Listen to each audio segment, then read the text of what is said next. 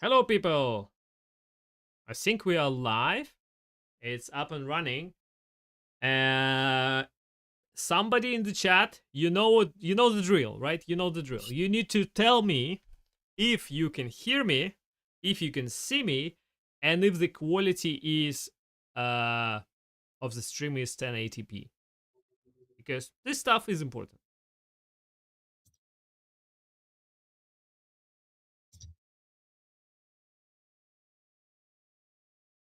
I can tell you, mine has gone to quality. Mine has defaulted to auto quality of 720p. Yeah. But Well, I the can question, choose. if you manually can choose 1080p, it means that YouTube picked up the Yep. dimensions correctly, not like last time. So I've chosen 1080p, and okay. we look good. Perfect. Hello, chat. Yep. Welcome to.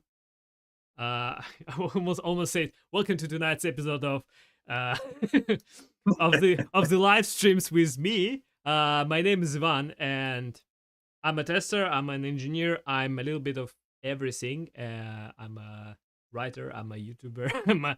I don't know who I am, but I'm all of those things. And today we gonna be streaming about test automation, stability of it, flakiness of it, pain of it, whatever will kind of strike our fancy. I encourage you to interact with us. If you hear a topic or if you have a question that you would like us to answer or try to answer, because we might not know, just ask in chat.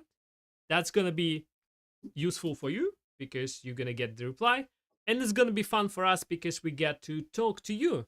And it makes our stream more interactive and interesting. James, do you want to tell a few words about who you are? Yes, look, firstly, Ivan, thank you for inviting me to join you and talk about one of my favorite topics. For the world, my name is James. I am an engineering manager at a company called Fergus in Auckland, New Zealand. But my background is quality. So I was a quality engineer, quality analyst, tester, whatever title was trendy at the time for that role before I worked myself up into an engineering management role. So I'm definitely a manager now. Like that's my day to day, but my passion still lies in quality and in building and maintaining good software. Nice. I think that covers it. All right. So rules for the stream, just for the chat's sake, mostly. So the goal for the stream is to have a conversation. So it's less technical like the last stream was. By the way, if you don't know how to find it, if you go to homepage, there'll be playlists with live videos. You can find it on this channel. So rules for the today's conversation are simple.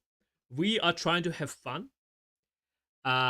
We are trying to provide some value to you, our viewer, right?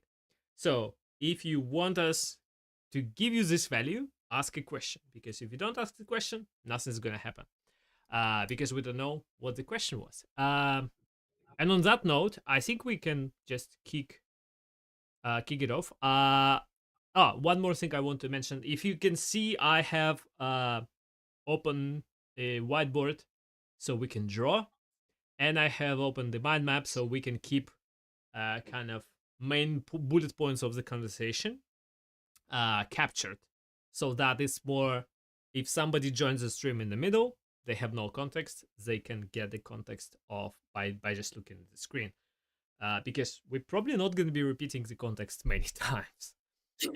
All right, so let's start with something, maybe simple definition. What do we mean by tests, and what do we mean by tests being green or not green? Yes, good question, because even that can be it can be a source of controversy, right? So where, some people will say we should be talking about automated checks, this sort of thing. But what we mean here is we're talking about the automated tests that we run against our platform. And by green, like what I mean is those tests are passing. And so that when, like in my case, we run our suite of automated tests every time we deploy to production.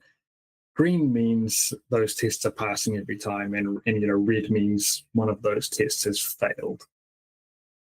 Okay. So I have a question, which is kind of a train of thought from what you said. And I don't know if it's a good idea to talk about it from the get-go, but I'll do it anyway, because why not? You have said we have some tests or checks, depends on which name do you want to prefer, right? But let's call them tests, because I think it doesn't matter. We've defined it. We know what the room knows what we're talking about. So I think it's a default industry standard name mostly, and then we go into, like, if we go into very nitpicky semantics, it's more accurate to call them checks. Anyway, I wanted to talk about the what does it mean, and what is the impact of the test, which is sometimes green, or let's say most of the times green, and sometimes it's red. So maybe I'll start, because I don't want to just asking questions all the time. So let me just elaborate on what I mean.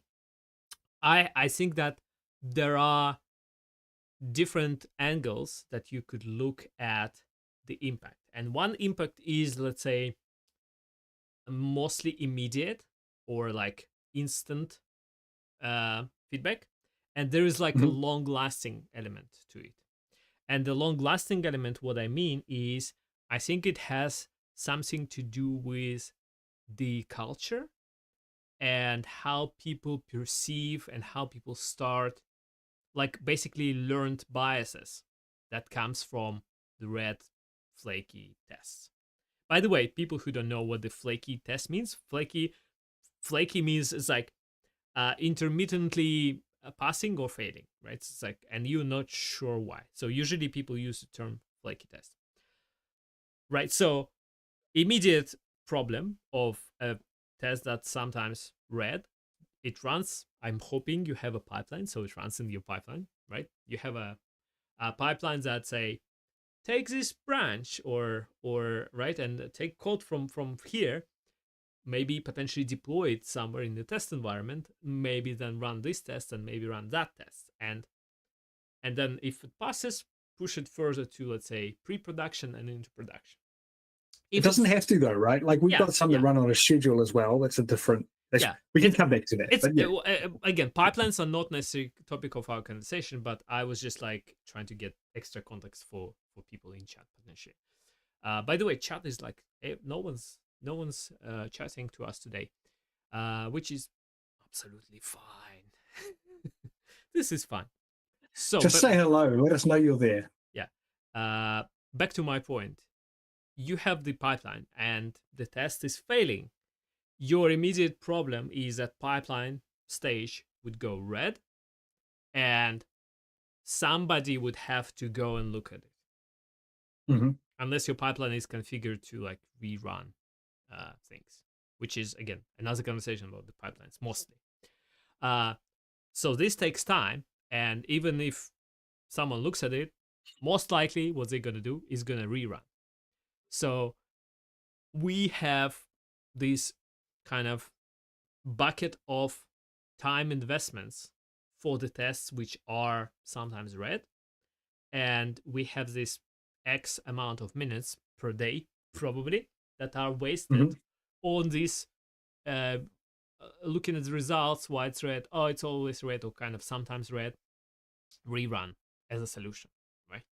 So that's almost immediate visible element that you could say, this is what happens when you have flaky tests. And there's another aspect that I know of, is long-lasting effects and cultural biases that creep from that test being red. Especially UI tests are susceptible to this kind of thing, right? Like, people will say UI end-to-end system level tests. That's the perfect client to create this kind of bias. And this bias is, oh, these tests, they always will fail in the pipeline. So let's just bypass them. Like, we just don't care. They always fail. That's fine. And this is exactly the boy who cried wolf's situation, where you've been doing it so many times, you looked at these results and it was like just silly something, that you just have started to believe that these tests would never find anything, and it's okay to bypass them. And one time that you bypass them, they will actually create there will be a real bug that you will not see. Yep. Which is, it's really interesting. I think if you get to that point where you ignore the tests because they, they're always red, they don't matter. Like, at that point, why even have them there? They're just they're just eating up time, and you may as well get rid of them and just kind of roll into production and see what happens. And your testing then becomes wait until a customer complains or wait until the system goes down. The tests are only valuable, I guess, if you're paying attention to them. What I like about especially the first half of what you just said, like, the immediate impact, one that has been really interesting to me to observe is, okay, a test fails. Who takes action and what do they do? And it's a real insight into your culture. Does the person who's doing the deploy take action and look into it? Do they flag your QA team and get them to come and have a look? Do they just rerun the tests? Do they ignore it? What's the thing that happens, and what does that mean for the quality culture you have? Do you want to do what I did and maybe talk a little bit? I have an opinion about it, right? Yeah. Look, so what's your opinion? My perfect scenario is that the engineer who's doing the work takes the action and responds to it. Like, they look at the test, they understand what has happened, and they take some appropriate action, whether it's if we're talking particularly about a flaky test, then they go, okay, this test is flaky, I've run it again and it's passed now, so we're going to continue. Or they may discover, right, oh, this has caught a bug and we need to roll back. Or they may discover, my change has meant the test is broken and I need to fix the test. But this is the action I want to see. Yeah. And I start to see from my team, and when I see their happiness, it's really good. So you said, to summarize, whoever does the deployment, which is most of the time, will be probably a developer who merges their branch, let's say. Yeah, I'm talking specifically about a situation where you're deploying your own work. Yeah. I know there's other cases where, like, you may have a release team who's doing that for you, and then they probably. So just to kind of poke into, I understand you're probably speaking from your experience. So when you say it's a perfect scenario, is it, I don't want to pick up on your employer, right? But is there something that like that which is not happening right now in your life? I will tell you all my secrets. Yeah, okay. Okay. Secret stuff. All right, let's go. Genuinely, I think we do pretty well there. I think there's still, like, my own team, there's still a habit of, like, I don't know these tests well enough, and let's call in someone from the quality team who has more experience here. And that's probably the pattern I see most at the moment, which isn't bad, but it's not what I would call perfect either. Like, it's still, it serves its purpose. Often the quality engineers are the ones who wrote the tests, who have the most experience, and that's the fastest path to success. And engineers are deploying; they want stuff out the door. But more and more, I'm seeing engineers who are, one, contributing to that test suite, and two, self-serving those problems, which I think is the better solution. Mm-hmm. Does that make sense? Yes, it makes absolute sense to me.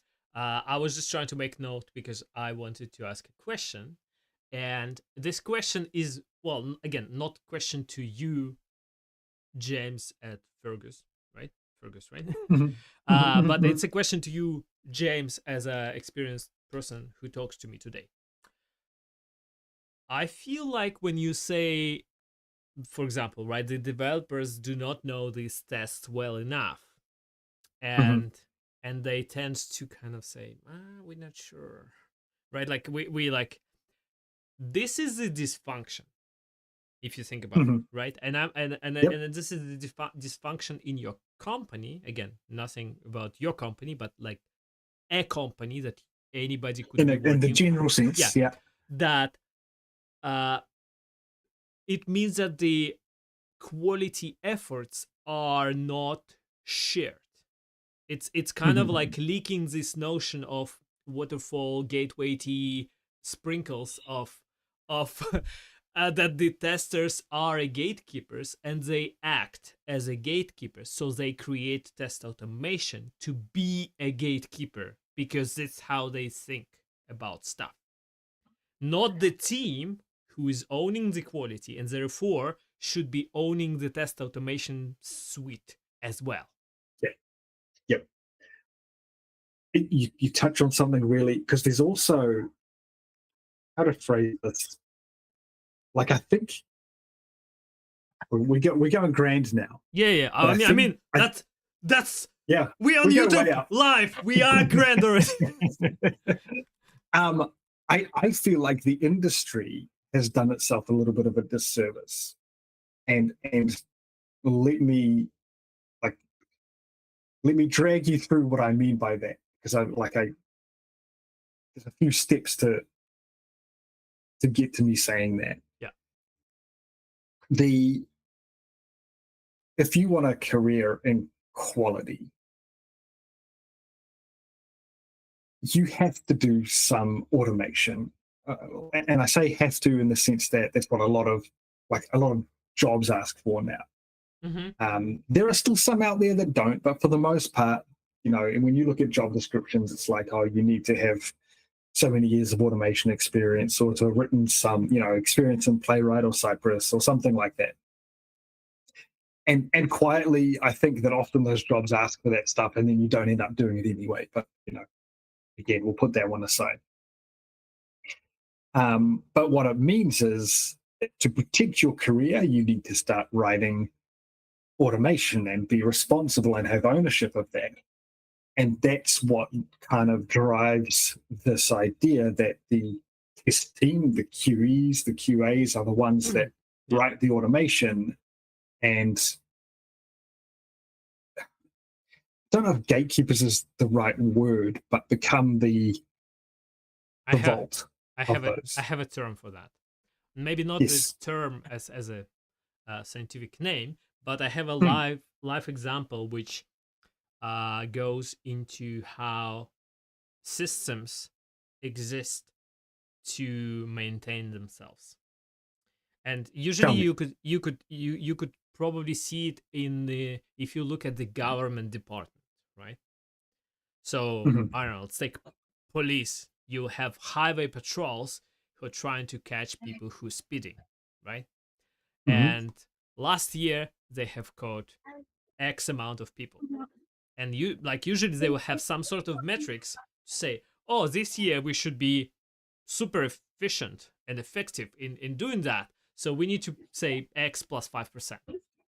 Because they get like better funding, they have to justify their your existence, right? So they would be doing that, even though this might be not the best course of action anymore, right?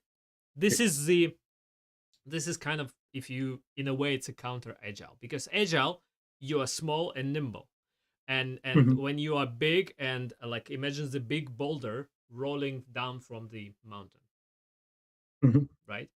To change the direction for that boulder, that's really hard.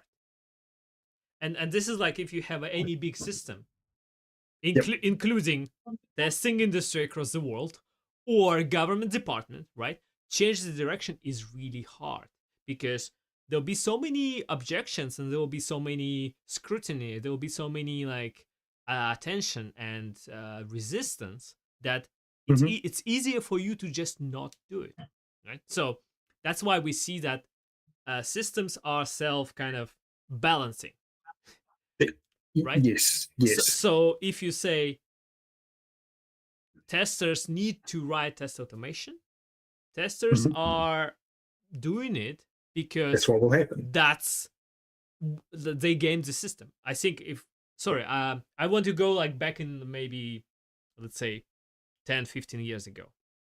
Uh, All right. I have a feeling that back then, like agile was like still kind of getting widespread attention, specifically because of Scrum, I guess, popularity. Yep. Yep.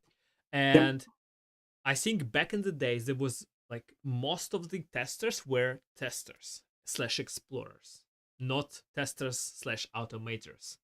So you're talking about a time. So I can remember I was working at the time, and we had one floor for testers and another Yeah, floor, other floors for yeah. like they all were Same separate. same Right? happened to me. I hadn't worked in the like a manual testing team.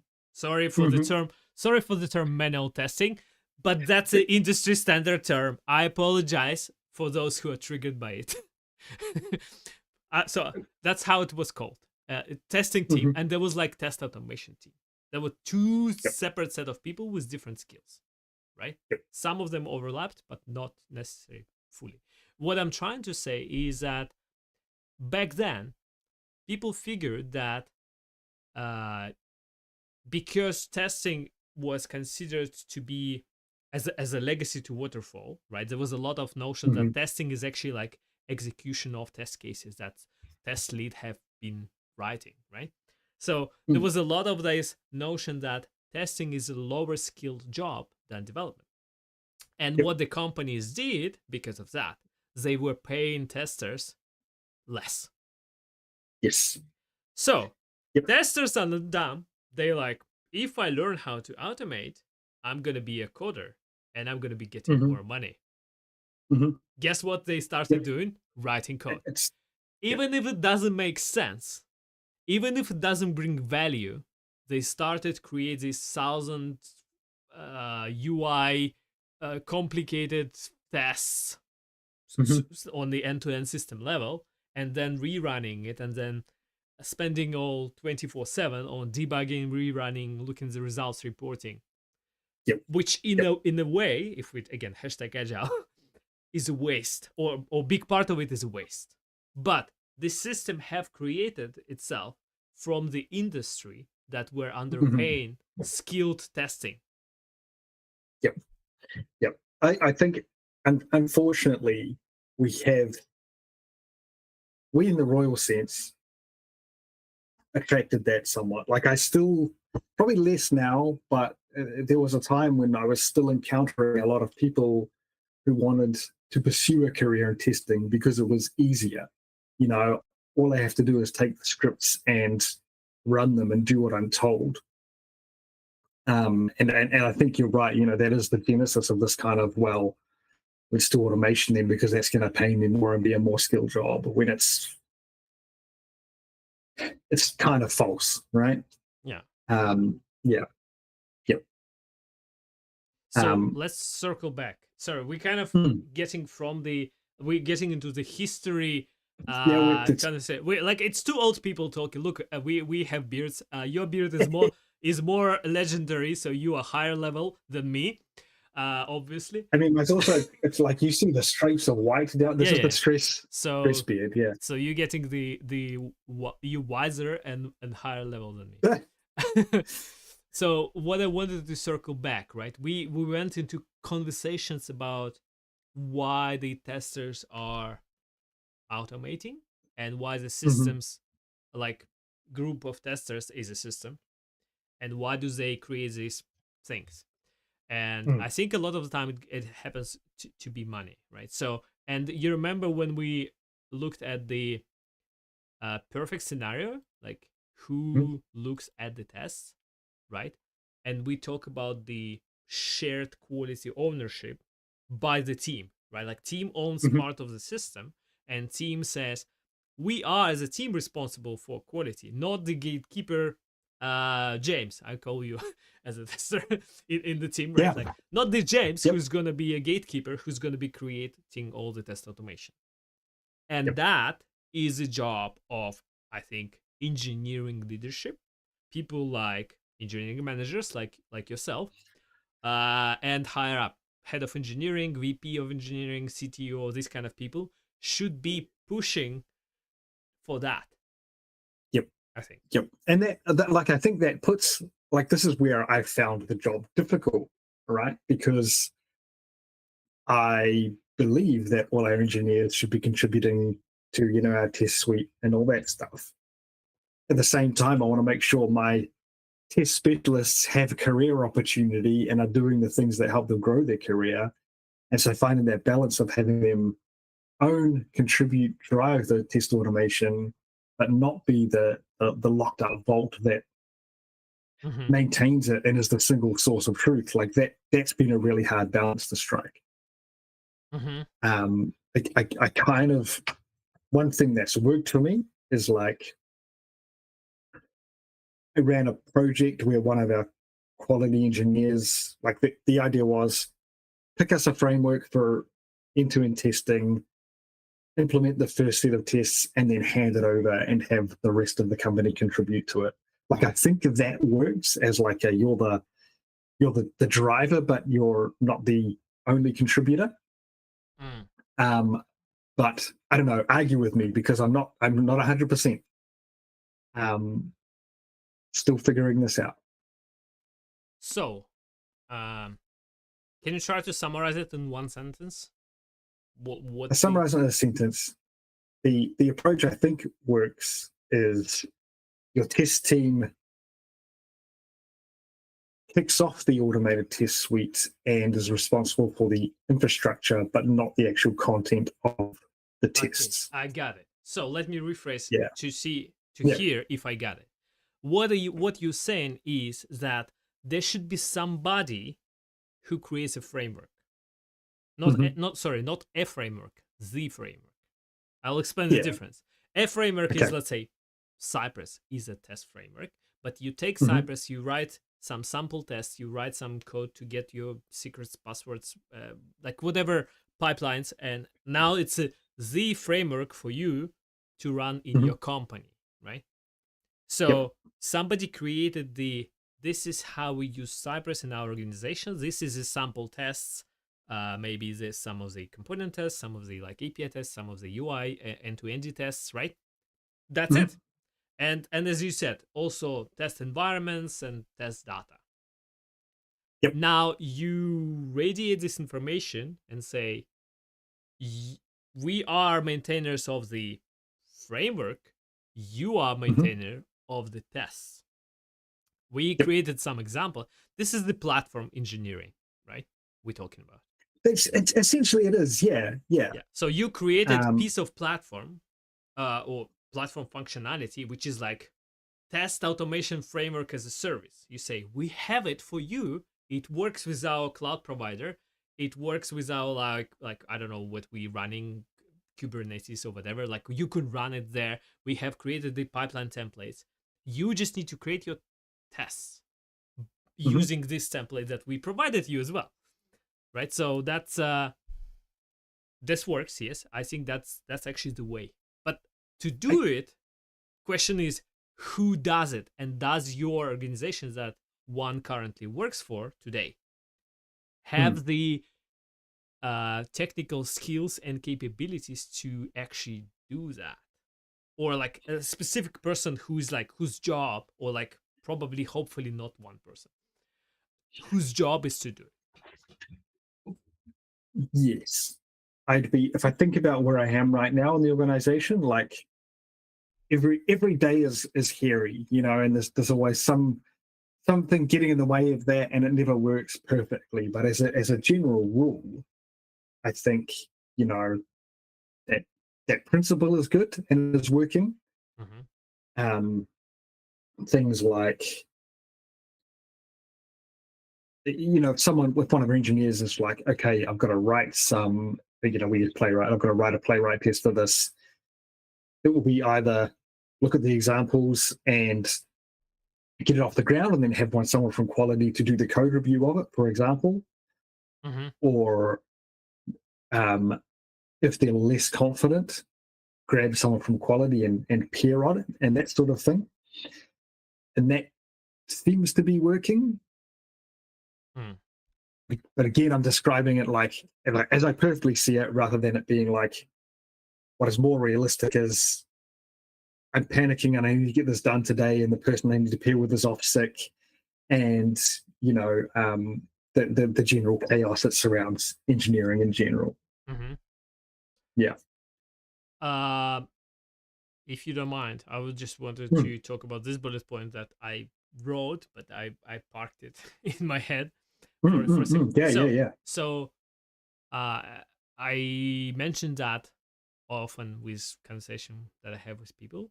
I think if we go a little bit of in a history, and if we look in the times of Selenium as being the tool of choice for, let's say, UI related activities. I remember Selenium. Right? Yeah. I think originally Selenium had only Java supported. Yep. So the whole industry who were into test automation went and started learning Java. Which is not a bad language or not a bad ecosystem.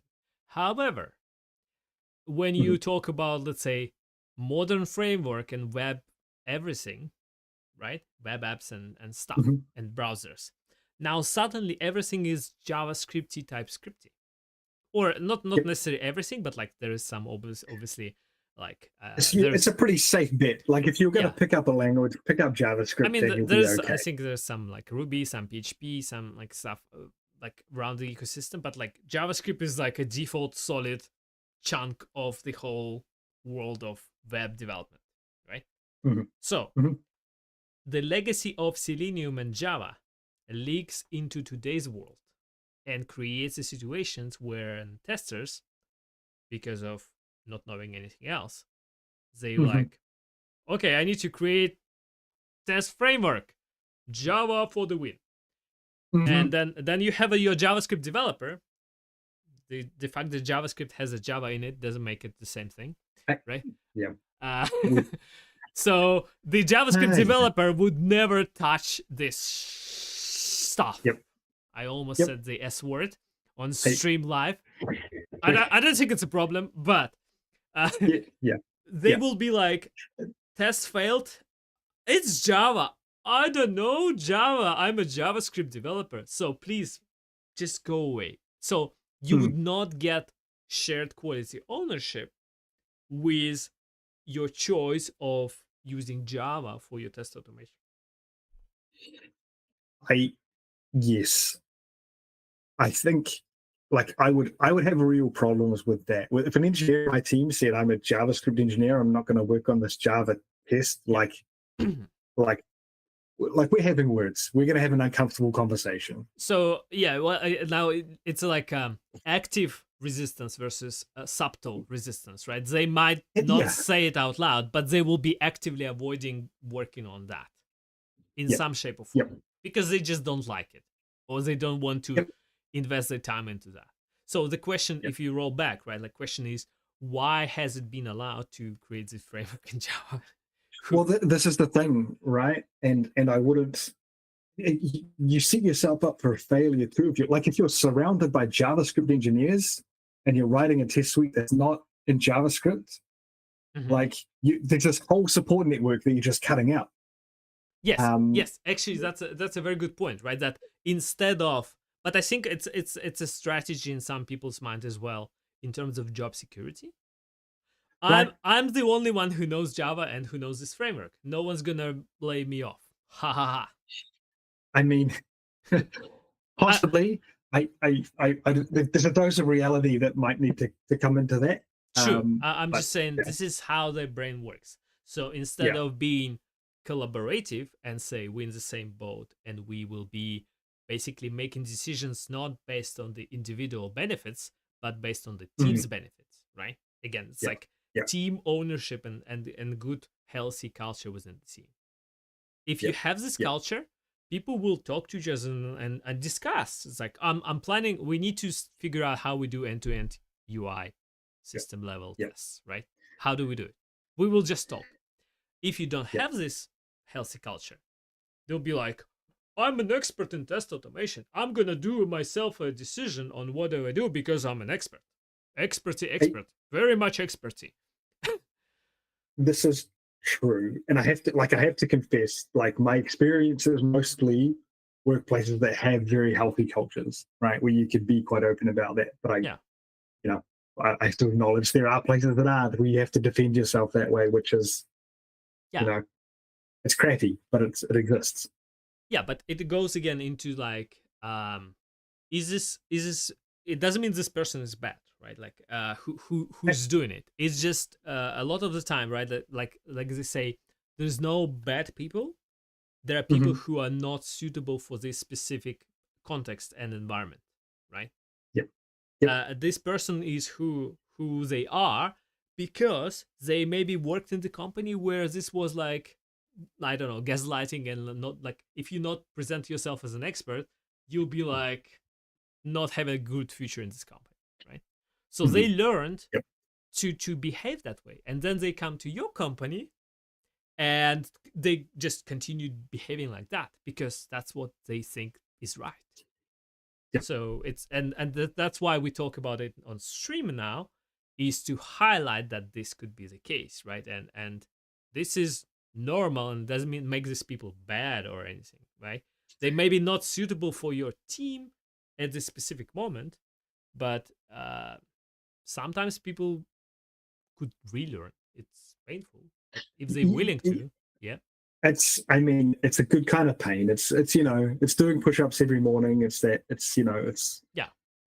thing that will help you grow. Like, unpicking that is hard. Like, I've worked with people who have come from difficult workplace cultures, and gaining trust with someone as a manager in that situation is really interesting. It's to be done over time. But in relation to tests, being like, you can contribute to these tests, you can own them. I don't need to, or you can let your engineers do them and you do something else. So back to our topic. I feel like we've talked all over. We touched the history at least twice. We've touched a decision making and a team culture and the quality ownership. But we need to kind of circle back to the tests and the tests being read. So maybe I have a bullet point, right? And so let me try to formulate it. So your tests are read because you're testing on the wrong layer. Tell me more. Okay, good question. So let's talk about the browser and the UI automation, right? That's a classic example, right? If you have a hammer, everything is a nail, right? So if the only way you do your automated tests, right, is via the UI layer, I can guarantee you will never see in your life. Maybe you will see it once, but the first time you do it, when you write the first test, it might be green. But if you have let's say 100 tests or 1,000 tests, you will never see a green pipeline run for your tests. Like, you run them overnight, there will be something broken. That's just reality. So, and this is what I'm saying. You are testing on the wrong layer because in this case, maybe it's a right layer, but you're testing too much on it, right? And this is a really good, like, this is something I want to talk about, is like, how many tests do you have? Like, especially when you're talking about like end-to-end UI tests. Okay, I have an opinion, but let's start with your opinion first.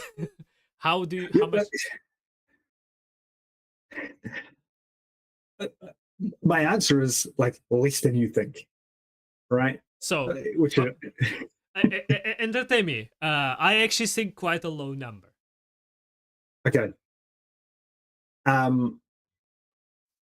need to make sure I'm putting my money where my mouth is, because I can't tell you how many tests are in our web suite right now. In our mobile test suite, we have 11 tests.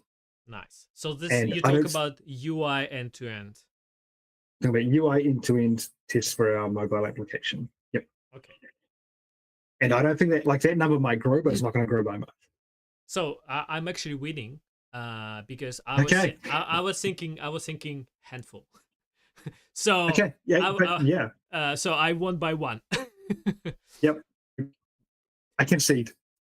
So do you want to explain? I could explain why I think this number, and it's actually probably very useful for people who watch us. Yep. There is a reason for this thinking, right? And Yep. when I used to interview people, I would poke into that area as well all the time. And most of the people who I talked to were like, they couldn't explain you why. So because you said it, I want you to explain why, because I think we are very much aligned on why. Look, the tests need to be things that are useful and critical and actionable. When I think about, I'm going to answer this question by telling a story again, but the first time I had to write automated tests, and I was very new at this, like I had an application that had a list of users in a web form table. Yeah.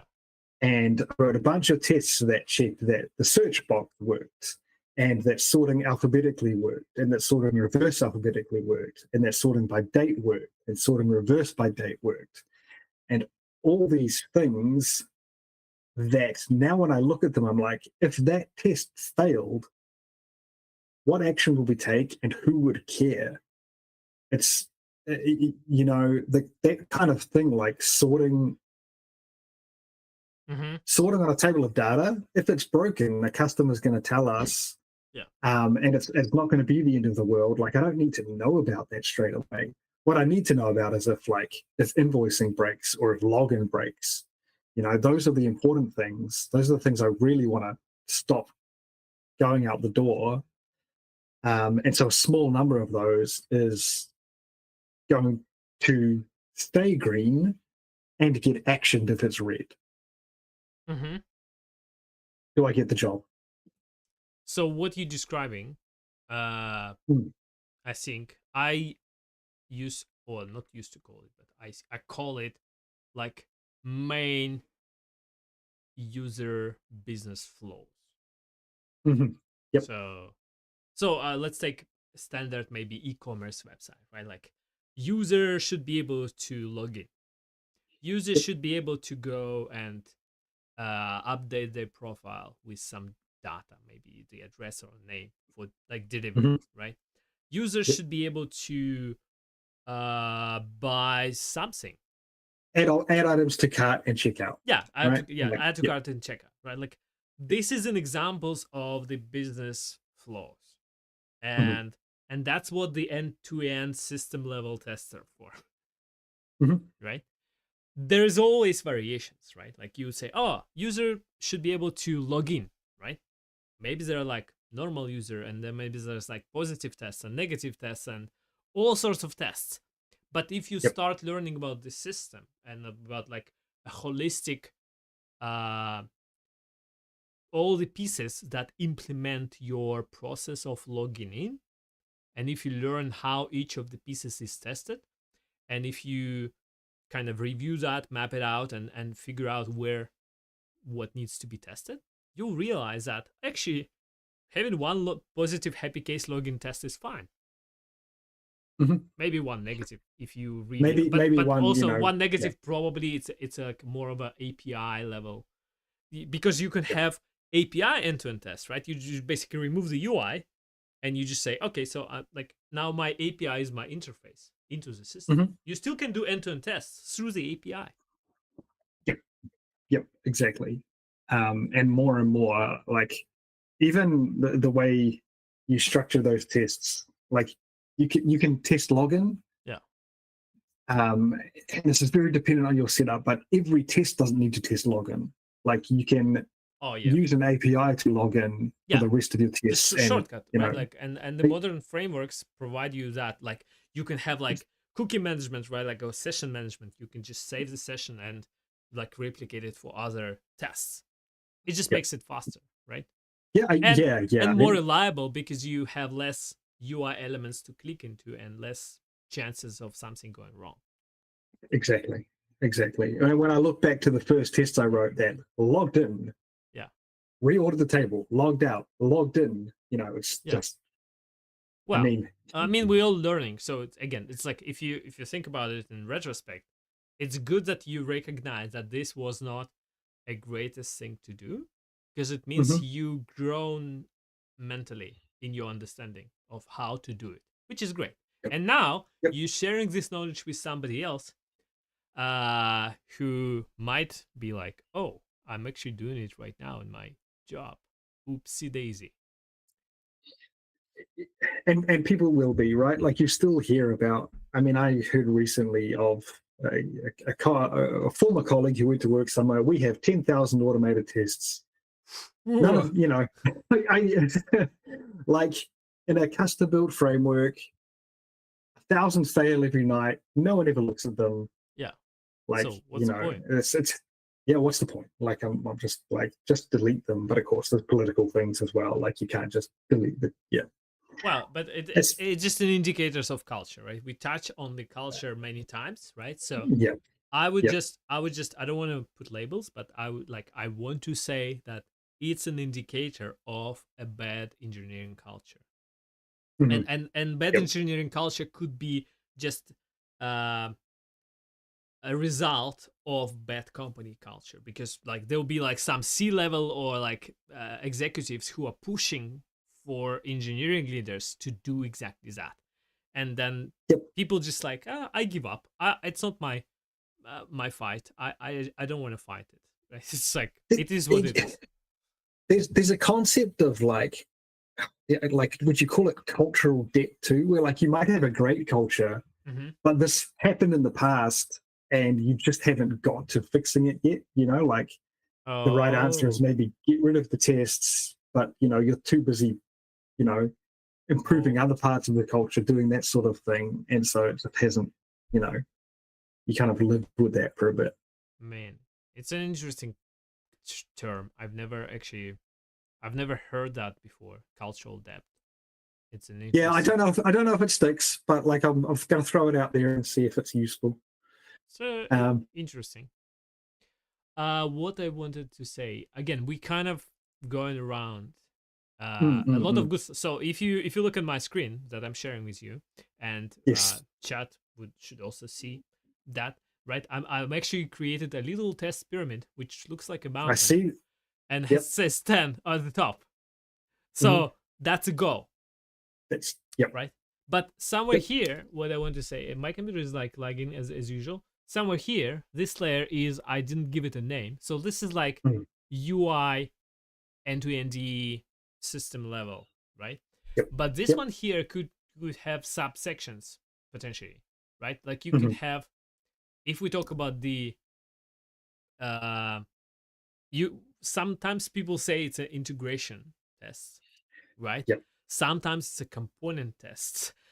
Yep. Sometimes it's something. So like you could chuck in here different variations Mm-hmm. for the test pyramid, and that's why test pyramid is so confusing, because there's no like one test pyramid. There's like all these variations which comparing apple to oranges and don't make sense. Yeah, yeah. You kind of end up like the bottom and the top. I think most people are aligned on. Like the Yeah, bottom yeah, is like yeah. things Unit that test. don't touch anything else. The top is things that touch everything, Yeah, and then the kind of the kludge in the middle. Yeah. yeah. So in the middle, right, you could have potentially, let's just say, a login for e-commerce, right? In here, you can have some tests which are just strictly UI component level, right? Like Mm-hmm. you could use tools like Storybook, for example, are Love great. storybook. Well, I mean, you could probably do that in Cypress as well. Like there is component testing, but Yep. Storybook is great. The Storybook has a nice plug and play thing called Chromatic, which Mhm. basically just rendering the stories and make a screenshot comparison of them. So, and the storybook also have like play actions, so you could interact with a component and then make a screenshot. So there's a lot of like, I can test my brick, my component in isolation kind of testing that you Mm. could do. But it's just like some people don't do it because they never learned or they don't have a tool, or maybe the process of going through like a bureaucracy in your company of like adding a new tool to the tool belt is so painful, and going through legal and security and everything else, that people just give up, right? It's possible. Look, and I think time is another factor, right? Like like some of these tools you've just talked True. about, I know have sat gathering dust Yeah. in my own organization because everyone's doing other stuff. Yeah. But okay, Um, so let me yeah. just piggyback on that. So Mm. is this testing even important then? So like I'm saying, right? If your company is functional, as a business is making money, it's working, you're running Mhm. fast, is this stuff important? Like, why do we even bother talking about test automation and stuff? Like, let's do minimal test automation. Let's do 10 UI tests and Mhm. maybe some unit tests and maybe like a few integrations here and there, maybe like database, some like API can get data from database kind of thing, right? And forget about it. I mean, I think there's a case to be made. Like I want to be careful what I say because I don't want to sound nonchalant. But the like engineers, and I put testers under that umbrella, are expensive, Yeah. and the time you spend on writing, running, rerunning tests needs to pay off. Um, Yeah. if I could, like the number of times that my end-to-end tests have caught a real bug, something that's going to like significantly impact production, is probably in the single digits. Okay. But the times it has, like it has really been worth it. Like it's caught an absolute showstopper before it's gone out. Like um, if we built something that stopped our customers from being able to create invoices, like that's death row. Yeah. Um, I understand. and so yeah, so the like value they add and the confidence they give, like as an engineer, you're going to production, that that little green tick means that login still works, invoice creation still works, you know, Yeah. shopping So cart so still works, that sort of but stuff. this is still this 10 tests, right? This is still that 10 test bucket. Sorry, Yeah. yes. So Yep. I have two bullet points that I made. And Yes. how do you measure return of investment on test automation, right? Mm-hmm. And I have an interesting story about it. Well, not a story, but like little snippet story. Yeah. And then can you replace testing with some other method or activity, right? Because you say they are saving our bums from time Mm-hmm. to time, right? Yep. But if we cannot justify their existence, or like investing X amount of engineering hours every month, this is very expensive, right?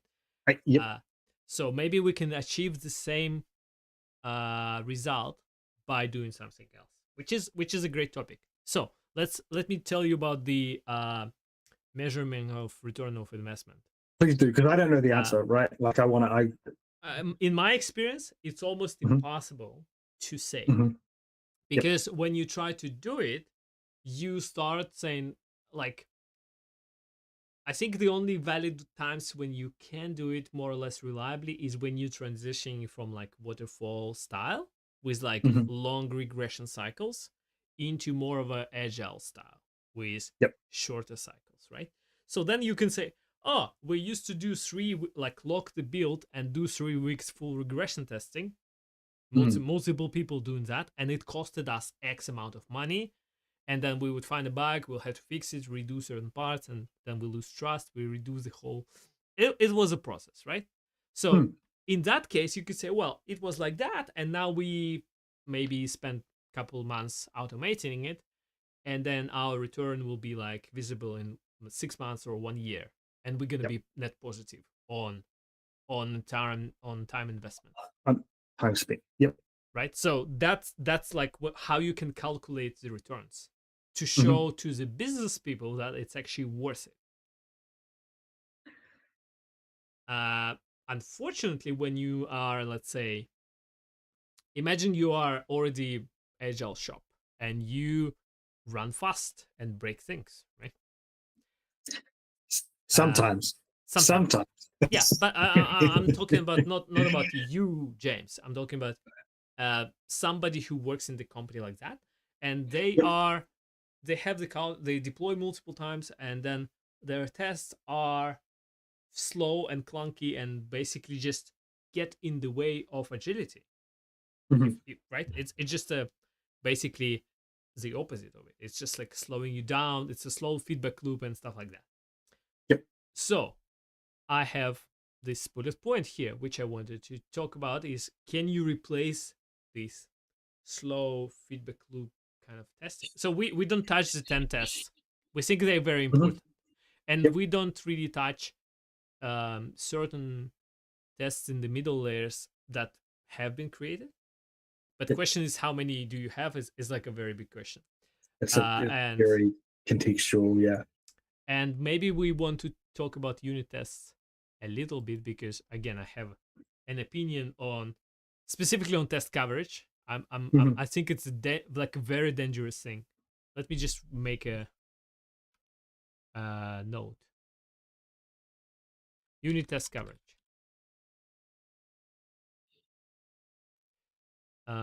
So just want to talk about that. Yep. Um, so do you think we can do something differently to not do so like we have flaky test problem, right?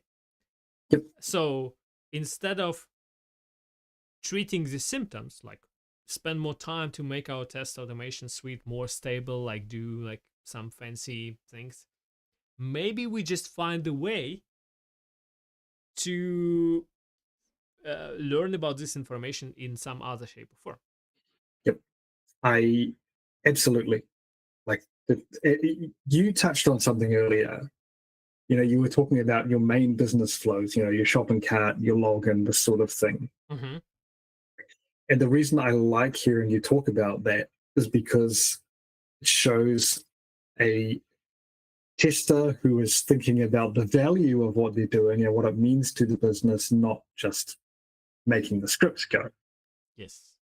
And that way of thinking also lends itself to, is writing tests for this the right thing to do? One question I hear the testers in my team ask a lot, Mm-hmm. which I really like, is what happens if this breaks? Yeah. And if the answer to that question is we revert it, and that revert takes an hour, Yeah. versus the 3 hours it will take to write an automated test that's going to check this, I'm okay with, we revert. Okay. That can depend. I can see where I can see that's getting the brain going, and Yeah. I think that can depend on what the thing is too. I think what you said, I Mm, just want to touch on that. I think what you mm, said also kind of limited. So you have binary choice, right? Like the test or painful rollback. I'm thinking immediately that instead of doing either of those, there is another option, which is improving your uh, the way you roll back or the way you deploy and when I said an hour release. rollback, like that's a good, that's a painless rollback to me, right? Yeah. Um, Sorry, continue. Yeah. So I'm just saying that people who are hearing us, right? That Mhm. I guess my point is that if you start, like, the more and more experience you get as an engineer, as a Mm, someone who works in different teams and doing different things, the more you start see that like if you zoom out and see all the situation out of the box, the problem is not what you observing immediately, right? It's like we started talking from flaky tests, and now we say, oh, maybe flaky tests are not a problem. Maybe they are indicator of something, right? And so it's like we have flaky tests because of inherent browser issues, for example, right? Yep. So it was the way how the browser driver works, so like how websites are complicated and it's like asynchronous and everything like blah, right? So that's a problem, but is it just an indicator? Maybe our UI is too complicated, right? Or maybe our deployment or release process is too risky because we are saying that we are relying on having 1,000 tests instead of 10, right? Our magical 10 number. If we had 10, but we were doing the and just to be clear, I'm talking about like feature flagging, blue-green deployments, canary releasing, the like this is not testing strategies, it's deployment strategies and release strategies, right? But they remove the need to do this extensive UI system level testing. Yes. Although the thing I want the testers in my team thinking about those things. Like I don't disagree with that. yeah. Blue-green deployment is a testing concern. Feature flags, alerting, like those are the questions you're asking about as a tester. How can we do this safely? Just to, I don't know if it's a correction, but like I want to nitpick on what you said. You said I want my testers and my team to do that. I think your whole team should be doing that. Testers you're right. Yes. Testers might be championing the questions. It's like, ta-da, what are we gonna do? Like, or how do we do it safely, right? And then team have a conversation about it, right? And then, because it's not the tester's problem per se. Yep. No, you're right. The perfect world, actually, now that I think about that, is the tester asks the question, how do we do this safely? And the engineer has already thought about it and has the answer. That's what I like to see. Yeah. 100%. I appreciate you calling me out there. That's good. That's what I'm here for.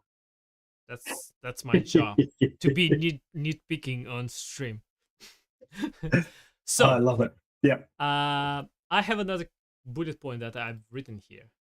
And this goes into the job titles and how the tail wags the dog, right?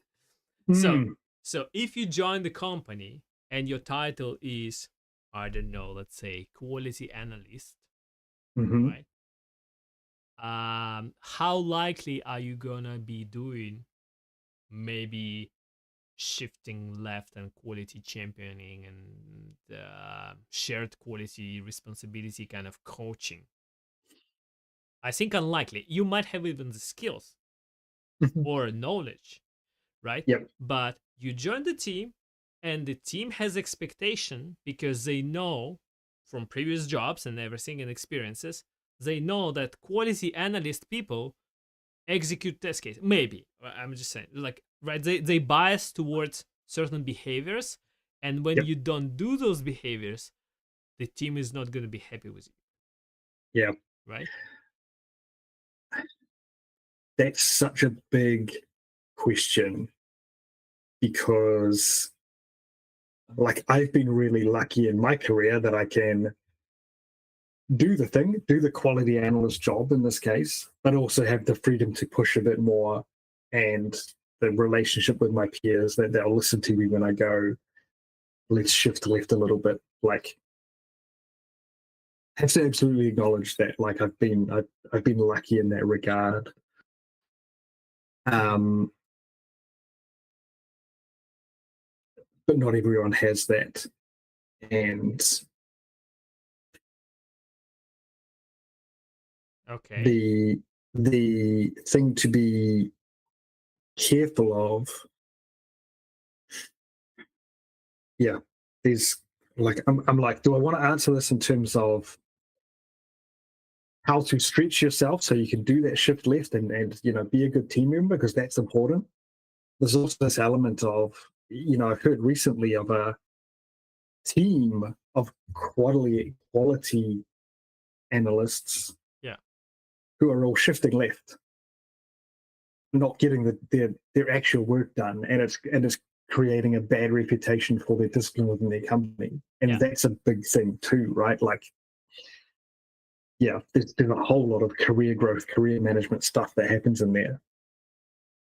Yeah. That's Again, I've taken us wildly off the topic, I'm I know, afraid, but I'm just trying yeah. to see if we continue down this rabbit hole or not. Yeah. So I have another thing here, which is observability, and Oh I yeah. included monitoring and like dashboarding into that big bucket Mm-hmm. of observability. Yep. Hopefully, I will not trigger some people who are specialists on observability by my understanding of it. But right, it's another thing that you say, if you have good tooling, and if Mm-hmm. you're gonna know that your production is down or some subsystem is not working, right? If you Yep. have metrics and you have dashboards, and these dashboards have alerts, and those alerts are actually getting routed to people who will fix it. Mm. Now, you don't need that many tests because you have replaced the tests as being source of information by actual information, like Yep. real production information. Yep. So that's another angle. Yeah, and I think where so this comes back to, do we need to add a test for this, or can we keep our test suite small? And it comes to someone, probably the testing team, asking the question, how will we observe this? Yes. And the engineer going, well, we've got, was it Datadog Yeah. or some dashboarding system where if we get a bunch of errors from this, we're going to know straight away. And you can say, cool. Or the answer can be, actually, we're not going to know. And maybe we're fine with that. Maybe we just, Yeah. we wait and see it hit the fan, or maybe that's a problem and we need to go and build some more stuff before this can go live. Like that's Yeah. So yeah. if we circle back to, let's say, our login page of our e-commerce website, right? We have, Mm-hmm. let's say, potentially multiple components that we could measure, and as a conclusion, we could say something is wrong with the login, right? Like one, you could say success rates of the backend issuing some sort of auth tokens to the Mm-hmm. front end, right? So you could look at this endpoint and measure and know, right, that there was a whole bunch of 200 or 201, I don't know what your response code, for example, is, and Mm-hmm. everything was working. And another activity I think that you might look at is any other endpoint which is behind the authentication wall. Mm-hmm. So if your users cannot log in, you would have a whole bunch of errors on the login endpoint, but also you would see the drop in add to cart, right? All of a sudden, add to cart's gone to like zero hits. Get Yeah. items, right? Like, because nobody can log in into the system, so you'll have like a declining. Basically, once cookies and tokens are expiring, you have like a decline line. Hopefully, you Yep. roll back faster than that, but that's an example of how you can know and how you can pinpoint that logging backend system is an exact culprit of that. Mm. Again, you don't need tests for that. You just need right tools for the job. Yep. Yep. And know that someone's observability is only good if someone's observing it. Like, Yeah. how is that taking place? Have you got a dashboard that's on the screen in the office? Yeah. Have you got alerts set up so that if it goes above or below a certain number, you're going to know about it? Yeah. I That sort of really thing. like the definition of, sorry, just to piggyback again on the observability. I really like the definition for observability is, and this is why they usually separate this monitoring and alerting and observability, right? So observability is the property of the system to be observed, right? And this basically Right. means that you might have a question about your system today, Mm. and your system is observable if you can And answer this question just by writing this a certain query.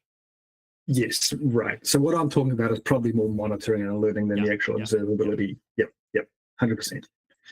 So it's like if you deployed Yes. sensors and you were gathering data, and today you were like, huh, I wonder when the nighttime comes, do we have a drop off in customers on this region? And you can Mhm. answer that. That means your system was observable to help you with that. Yes, and yeah, because like genuinely, my experience recently has been actually we don't know the answer to that until we deploy something else that's going to tell us, and that's kind of like that's not the way you want to be. I think it's a realistic picture, but yeah. So back to like back to I want to talk back about the testers slash test automators in the team Mhm. who Yes. are actually, let's say, actively developing some sort of automated tests. Mhm. And is our conclusion slash advice to them is kind of raise your head above the water and look around and think about what you're doing? Is this a summary? I mean, that's what I would like. I think that's good career advice for anyone in software, right? Is like be a. I'm going to throw out this phrase without entirely knowing that I'm saying the right thing, but like be a systems thinker is what I would tell people. Like, Yeah, don't think in terms of your immediate task. yeah, Go a level up and actually look at where your contribution fits in the bigger picture. yeah. But Um, do you think that, I feel like what you're saying is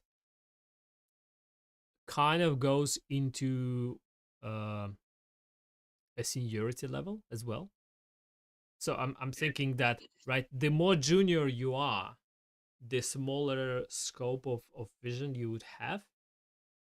And when you, let's say, if you are, say, senior uh, test engineer or someone like that in your team, now expect, like, if I were your manager, I would be expecting that you know this system and other like dependencies and like holistically, and what's tested where and why it's not tested there but tested here, and like this kind of things.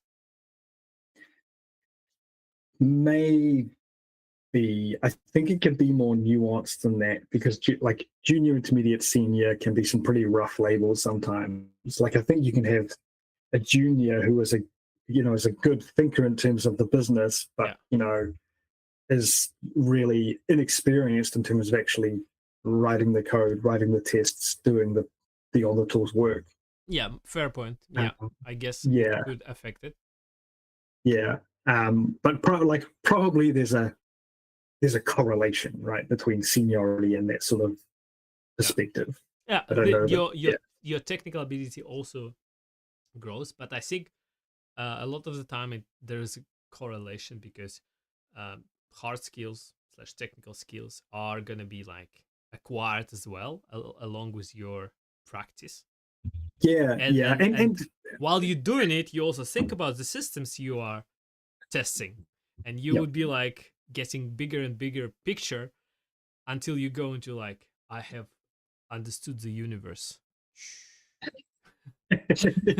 Yeah, I think too battle scars are a thing. Like you kind of you learn from the mistakes you've made. The thousand test suite that's all going red. If you've spent some time and money on that, you're not going to do it again. Um, or if you've worked for that kind of company,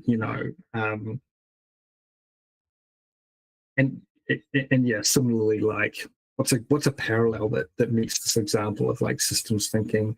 Like if you've worked really hard on a test that actually had no value, and you Yeah. ended up deleting it, So like it's a yeah, doing the right thing versus doing the thing right.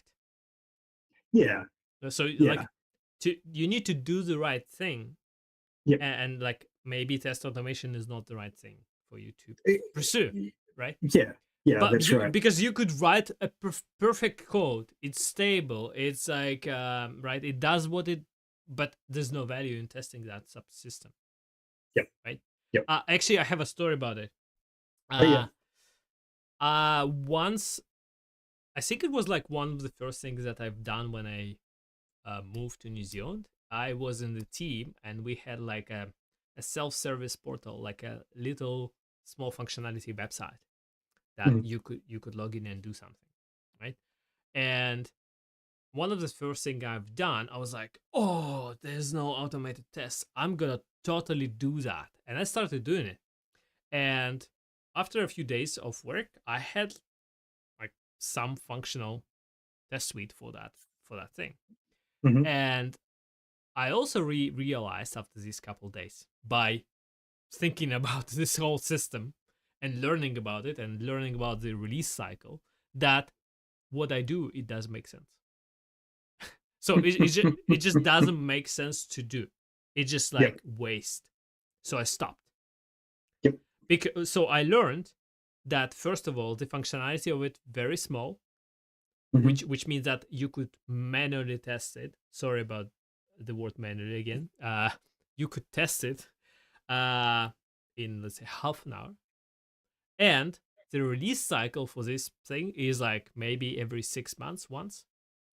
So over a year, you're spending 1 hour doing testing.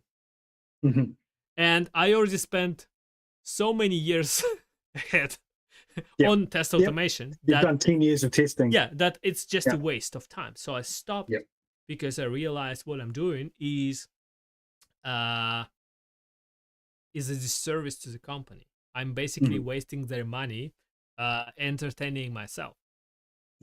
Right? And I should stop doing it. So that's also the case. And being able to recognize that and stop is important. Right? Otherwise, you end up with 1,000 tests no one wants and needs. And I'm going to try and segue that into one thing I've found testers that write automation struggle with is that sunk cost. I've done the work, I have to see it through. And like, it's engineers, I think, face this too. In fact, probably everyone in tech does. But like, you've worked on this thing and now you have to get rid of it, and that feels bad. But like deleting tests, especially flaky ones, can be a positive. True. But there's a letting go that has to come with it, I think, like especially if it's one you've spent time on. I actually feel like this might be a good interview question. Like, tell me about this time, or like your experience when you deleted the test, and like what was the test and why? Right. Or for engineers, it could be about the functionality of the software, like some piece of code, some subsystem, right? Or maybe they deleted a whole bunch of unit tests. I don't know. Like, it's an interesting question. Tells you a lot about the person. I think it is. And we've had to do that recently, right? Like big project that we built 3 years ago, and now it's gone. And that was someone's work, and that, like, it was absolutely the right thing to do. We're way over engineered. The details aren't necessary, but like, definitely the right thing to do. Definitely hard to go, we spend all this money on it, are we just going to delete it now? I have another one. So I was thinking, can we enhance it? So that was when you are interviewing someone who wants to join your company, you could ask that. But when you are being interviewed by somebody, you could also ask that. They say, talk to hiring manager, and it's like, tell me about, like, is in your company the last time you deleted a feature from your product? And it tells you a lot about the culture in this company, and it's like how product operates, what the power dynamics between product and engineering, and a lot of good stuff you could learn. I think it too can reveal like what it can tell, a technical debt story, right? To throw out another controversial phrase maybe, but do we delete the feature that we no longer use, or does it just sit there and gather dust, and do you end up with this clutch of stuff that no one's actually using? But this is the problem, right, with the features. I think in a lot of companies, it's like only add features where you should actually stop or remove the ones which are maybe not very used. If it doesn't have. Because nobody counts, or because it's probably because it's very hard to count, right? Nobody counts the impact of the technical debt. So, and the technical debt comes, the more code you have, the more features you have, the more messy it becomes, the more potentially like you touch one, like you turn the lights in the kitchen and your garage blows. Okay. Yeah, exactly. How did it happen? I don't know, but apparently someone put a dependency there. Yep. So I think it's a good thing to ask potential employers. I kind of suspect that there will be, especially like corporate enterprisey companies, you would I almost want to say you get ready to be disappointed with a reply. Yeah. It's more of a usually like and I'm thinking like startups and maybe scale up companies who are kind of still living the startup values and things and still trying to be agile and nimble, or carry the way the A/B testing kind of like try and fail and repeat kind of philosophy. So yeah. I like that you've asked the question now, and I can think of at least 2 examples in my head of how I would answer it. So like that, like Nice. that makes me happy. Yeah. Nice. So Yeah. helping James to be happy. Yep. If nothing else, you're making me feel good. Yeah. So let's actually again, our topic is keeping us green. We are talking a lot about more of a meta like culture and like engineering and stuff, right? Yep. So I think maybe I'll try to summarize why we talk about it, right? I think we talk about it because it's actually important for you to be aware that not everything is a nail when you have a hammer, right? So like just at least start thinking about it, right? And sometimes you don't have to have that many tests, right? But now let's talk about our 10 UI tests, and let's pretend that one of those UI tests is intermittently red. So let's just discuss about the practical strategies on what we're gonna do to make this test better. Let me tell you, this happened to me today. Okay, great. So you are fresh. I'm fresh off the. Well, the story. What's today? Today's Wednesday. The story started on Monday, where a test. One of our tests failed, and we looked at it and went, "Oh, that's strange." Checked that the feature in question actually worked. Okay, don't worry about it. Keep deploy to production. We know there's nothing broken. And then the next time it ran, it went green, and we're like, okay. And then the next day, it failed again. And we could say, okay, well, that's the same one that failed yesterday. It must be flaky. Someone should take a look at it and see if we can correct it. And no one did because everyone's busy. And then this morning, it failed again. And my action was, right, I'm just going to, I say delete it. What I did was actually skip the test, to come back to later, but it's got a dot skip on it. Now you have an code base / to do fix well, this. Yeah, I have an action, but it's like it's out of the question now. Every time that test failed, someone paid attention and took some action. I think if it had stayed that way for a long time, that could have changed. And so for me, it was like, so the summary, remove it. Yeah. Comment it out or remove it, or I guess fix it, or maybe to fix it later. Yep. If you know how to fix it. Yeah, it's of the nature that I'm like, I do want to come back to it and fix it, I think. Because it's important enough to be one of the 10, Yeah. but there's other context, right? I know right now we're not going to be making any changes that affect that directly. So I feel comfortable about turning it off, this sort of thing. Okay. So, Yeah. but it could be actually pointing to some sort of an issue in your system or in your test, right? So It could actually, be. Yep. let me just write it down. So I think that it might be an issue, right? Mm-hmm. And it's either in your tests, right? So let's say, why my space is not working today, or I think my computer is lagging in the UI/system, because it might be that your let's say web app or whatever your front end is such a convoluted mess that you're trying to test it, and it's like sometimes randomly it sends a network request, and this network request redoes everything how it renders, and everything is broken. If I tell you my theory, and I can't, I have yet to look into it, but I think what it will be is that it's a UI system issue. Like, we've got this test, it creates a piece of data, it's been running and running and running for months and has been fine.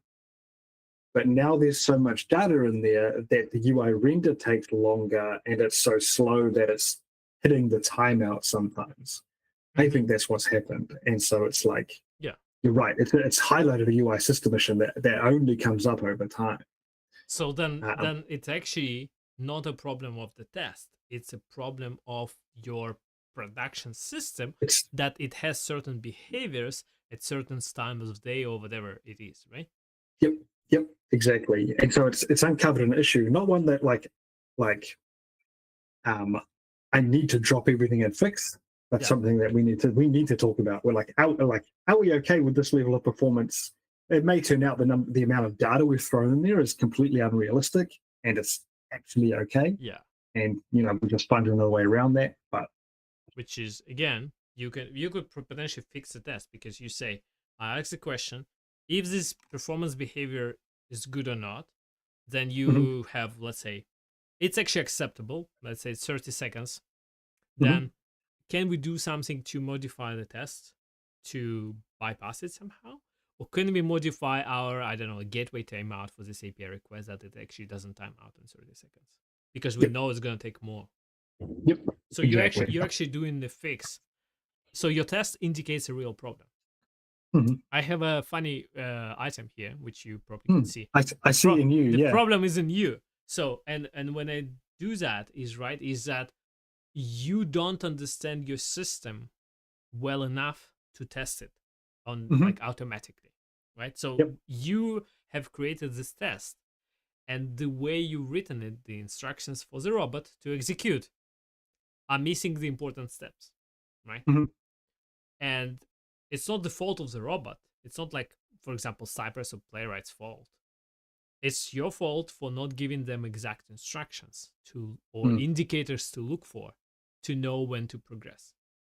Yes. I think simple, maybe not so simple, but a common example, for example, would be you click the button in the UI, and the UI sends the API request.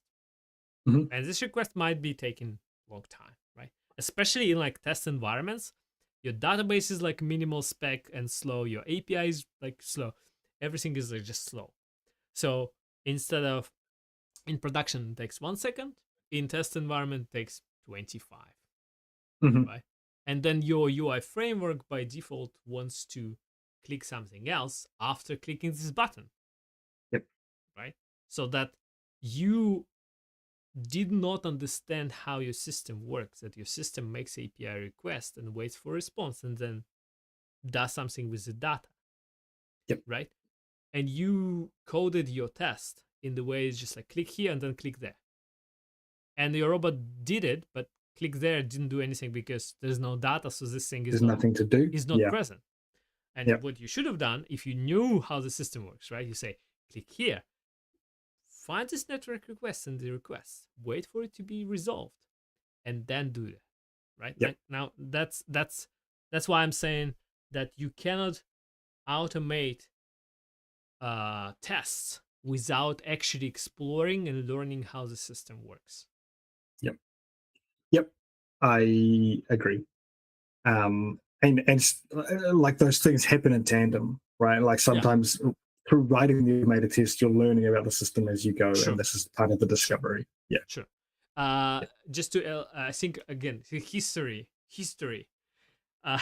that if you remember again the times of waterfall, and we talked about it already, is that you have like a team of testers slash explorers and team of testers slash automators. Mhm. And a lot of the time testers slash explorers will say, oh, this test case has been marked to be automated, right? And it goes into the team that automates it. This team who automates it, they kind of good at coding, but they kind of have no idea about the domain or about the system under test. Yep. Right. And I think that's a bad mix. I don't I, think it works. I think so too, and that this comes back to wanting people that do that system level thinking. You know, Mhm. not just coding the test. Yeah. But it's a failure of the organization and engineering leadership to yes, structuring the teams in that way that the structure creates the dysfunctions. yep, 100%. Yeah, Yeah. yep, So I liked our conversation about those things. That was yes, hopefully, yes. I don't know if anybody is watching. So some people were watching, and there's someone I think watching now. There's a couple still Yeah. there. Yep. But everyone is silent in the chat. So what else? So what we can do, right, is actually you could stabilize your test, right? And I almost mean, yes. Yep. maybe let's call it spend time stabilizing it, Mhm. right? Because if this is a test and you don't want to delete it, it's one of the 10. It's really important actually, kind of commenting it out or marking it like fix it. Potentially you have a window for opportunity to like screw up in production because of not having this test, Yep. right? Yep. And so maybe it's actually worth the time fixing it. Yes. Yep. And And just yeah, in the test I was talking about before, like I'm ready to run that risk today. Like we won't have that test for a little while. yeah, I've thought about it enough that I'm okay with that. But you're right. Like if I could have fixed it today, I would have. yeah, But it just wasn't going to happen. But spend the time to stabilize the test, and what I think, like a flaky test, in stabilizing it, yeah, you have to learn why it's flaky, and that tells you information about your system too, yes, right? Like, and that can be really valuable and uncover stuff that, it's always fun as a tester going to product and being like, hey, Mhm. I've discovered that when we have more than 10 rows in this table, yeah, things happen that we didn't expect, and we need to do something, yeah. Yeah. So it's basically what you're saying. It's a lucky coincidence sometimes that your test was just just annoying enough so for you to go on this discovery journey, and then you actually found, oopsie daisy, there's actual thing here, Mm-hmm. which could be potentially happening already to our users, and they're not happy about it, but we don't know. Yep. Yep. You say lucky coincidence, like yes, but like engineered luck, like you kind of Oh, I see what you mean. So it's I see what you mean. It's like this anecdote about the uh, beggar saying, "Oh, I wish the God was merciful and let me win the lottery." And the like sky opens and the God says, "Just buy the goddamn lottery ticket at least once." uh, so yeah, that's kind of similar, right? That you were ready, you were skilled enough, and you were looking, and then you yeah. found it. You've put yourself in a position where Yeah, you're going to see those things and identify them, whereas if you weren't doing this stuff, you wouldn't be. Yeah. nice. Yes. So back to our main topic, keeping tests Hmm. green. I remember when we started our conversation in LinkedIn messages, right? You Mhm. said that this is like a topic that is dear to your heart, and you've been thinking about it. So I'm just trying to see if what we talked about today kind of covered your main areas of what you wanted to talk about or thought that we will talk about. I think so. I think talking about the handful of tests is something I've become really passionate about. Like, I want a few tests that are really valuable as opposed to heaps. I think at the time I was messaging you, I had an engine so for the context. So we have automated tests that run on every deploy. We also have another suite of tests that runs overnight. Mm-hmm. And one of my engineers has started jumping onto those tests when they fail overnight. Like because he starts earlier than a bunch of other people. Yeah. He'll be like, they're red, and we'll do some like entry level digging on it. Yeah. But the joy for me comes from being like, okay, this is our engineers that are looking at our tests that have gone red, and it feels good that the ownership is spreading. Mm-hmm. So that's where a bit of the passion comes from, and then just this idea of two being able to like turn them off when they're problematic, find other ways to have this information. You talked about observability and stuff. Like these are the things that I care about. So yeah, I think we've covered a lot in what are we, an hour and 36 minutes. It's Yeah. been a whirlwind tour of the industry. Yeah, and it was a good conversation. Yeah. I just wanted to maybe circle back into the deployment and release strategies, which Yes. I briefly Yes. mentioned that, and then we kind of went away. Yep. And again, for the chat's sanity and whoever's watching, I want to repeat that because I think it's very important for you, especially if you are like tester / test engineer, test analyst, whatever your title is, whoever you Mhm. are. It's important for you to understand that um, if you think about why people do testing, right? Testing is done because there's a risk to the business, right? You're Yep. making changes, or new features are changes, or existing feature is changes, and there is a risk that these changes would break something, and this breakage would cause some sort of damage to the brand or to the like happiness of the customer. Like there's a monetary cost to that, right? Mhm. And it's scary, and that's why people, let's say, hire other people to say do the testing because we're scared. Like Yep. we had this big production issue like the other week, right? And again, because your title is tester or test engineer, you approach solving the problem in the test engineering way by writing tests, right? Test. Yep. Yep. So, but you might be just influencing your team to invest into the better release process, right? And better observability tooling.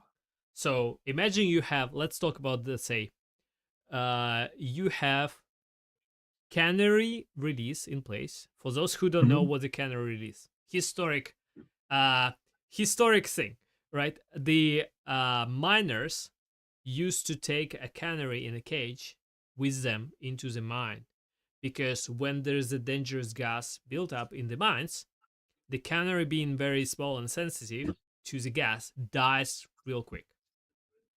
And if the canary dies, it's an indicator for you that something is not right and you're gonna die soon too if you don't get out. So the idea is to test if there's a gas on something really small that dies fast. And in terms of software, it just means show your new code to 1% of your customers, for example. Mhm. Yep. And if they cry and die, then you only Mm. upset 1% of the customers, right? Yep. Not Yep. 100% of the customers. So that's the idea of the canary release. Yep. So if you do the canary And if you also have either blue, green, or feature flagging. So again, for those who don't know, so blue green deployment is basically when you have two sets of machines that host your code somewhere in the cloud, let's say, right? One is called active and one is passive. Active is the one which traffic goes into right now. But there's also passive, which doesn't get any traffic. So normally what happens when you do blue-green deployment is that one of those, usually passive ones, get the new, well, yeah, it should be passive one, get the newer version. So this one has version 1, and all the traffic goes to version 1. We know it's up and running, it's working, it's fine. Now you deploy your version 2 here, and you switch your traffic to go to this one. And you look into your tooling and dashboards. If you see spikes of errors or anything, you switch it back to the working version 1, right? So if you do the switch, it's almost instantaneous, right? And if you do canary plus that, your switch plus only for 1%, you upset 1% of 1% of customers who were active at that point in time. So your risk is very small. It's like 1,000th of the risks that you could have if you just deploy this big thing. Yep. What I like to think about is like not being unilateral with those things. Like use them when appropriate. Like we found blue-green deployment useful for like we're upgrading our jQuery version, and that's really tricky. So you do something like blue-green. Feature flags are another one, like where you wouldn't apply to that to like a dependency upgrade, but feature flags are good for rolling out a feature. Yeah. If I rephrase what you said, I think I understand what you're trying to say. So you say when the change is more of a dependency or structural, it's worth it to do the blue-green because if it goes wrong, it's like hard to switch it off. But if it's just an isolated feature change, right, then you can wrap this whole piece of code into the if statement. If feature flag is on, then show this code. If else, show the old code, right? So exactly, yeah. Like I guess what I'm saying is context matters, and choose the appropriate tool for the change you're making. I'm just trying to rephrase it so that whoever's watching understands. Because I understand what you said, right? But the question is, does everybody? Yeah. No, I appreciate that. Yeah. Yep. Okay, so anything? I don't know if any people are alive in chat. I see 2 people are there. I don't know if they're alive. It's been or if they just up and down. People have been coming in and out. If they just fall asleep and they. Hey. If so, I'm also happy because we achieved something. We murmured away. I mean, the thought of someone falling asleep listening to me talk is comforting. I know we brought peace. Yeah. Perfect. Yeah. Anything that you think that we need to talk? I had a thought, but I forgot it. So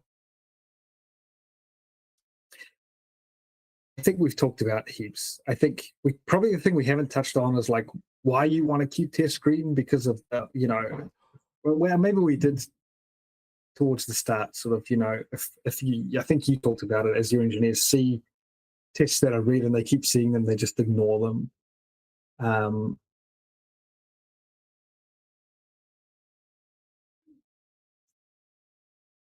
about that? Yeah, tell me. So I'm thinking that something we didn't touch is it applies in general to like automated tests. It's a notion of that you should see your tests actually failing before believing them, right? And that's why I say false greens is like they are green but they never red, which is also very bad if you think about it, because they lie to you and you live in the comfort of believing that everything is fine. Meanwhile, the room is on fire, right? Yep. So that's why I guess sometimes you need to go and revisit your tests from that perspective to say, does this test still does what I think it does. If I change this, is it gonna fail? Right? Like you need to test your tests from time to time, every couple months maybe, uh, just to be sure that they're doing what you think they're doing. Because maybe I your application on the tests have changed and now they are just green because weird reasons. It's possible. Yeah, I mean it's possible your UI changes in such a way that suddenly the button that it's looking for is always present, or Hmm. something like that, right? Yeah, Um, yeah. that's something I haven't thought about, is how often we review whether they still add value, and also like whether they're still the right things to test. Business priorities change and this sort of thing. Oh Like, yes. yeah, So you're basically saying that maybe now instead of this 10, you need to change to business flows to be other business flows to because be other things, right? and Yeah, you still test the ones which basically were deprecated and no customers in production actually use them. yeah. I could, if I could contrive an example, like we integrate with Zero, and that's a really important feature to us. And we want to test that works, but one day the business might shift, and our main customer base is in the US, and they all use QuickBooks, and we don't care about the Zero integration so much anymore. Like if we're still testing that and not the other one, Mm-hmm. that kind of thing. It's a kind of a contrived example because those things are actually hard to test as well. Um, Yeah. but the business value of those things is what I'm getting at. Yeah, Mm-hmm. yeah. But no, now that I think about it, I don't know that we've reviewed our test automation for a long time. It's a So really good thing to think about. you just got an idea that you will Yeah, keep. I've got a job that someone to do tomorrow. Yeah. Ah, Yeah. so what else we can say? Why do they automate? Do you want to? I know we kind of getting close to 2 hours, and Hmm. I would like us to wrap up at roughly 2 hours. Do you want to talk again about the career? I feel like we touched about like, oh, everybody is like need to learn test automation and stuff like that, and I Hmm. feel like it's important topic for testing community, which is not necessarily keeping tests green, but it's related to test automation and the notion that everybody needs to automate. It feeds back into it, right? Like it's something I care about so much because I want people to have a good career and to grow and to be like people who are seen as valuable to the business. Mm-hmm. And we're kind of in this unfortunate space where, and I've seen this at least a couple of times I can think of, where like a job ad has said you need to have this experience in automation to get the job. Mm-hmm. Um, and then they get the job and there's no automation in the job because the job was build an automated test suite, but Yeah. actually we don't have time for you to do that and you need to just do this other stuff now. Yeah. um, I'm still kind of unpacking that, I think, and it's, is it an industry problem? Is it like, what do we do to fix for that? um, like when I'm hiring people, Yeah.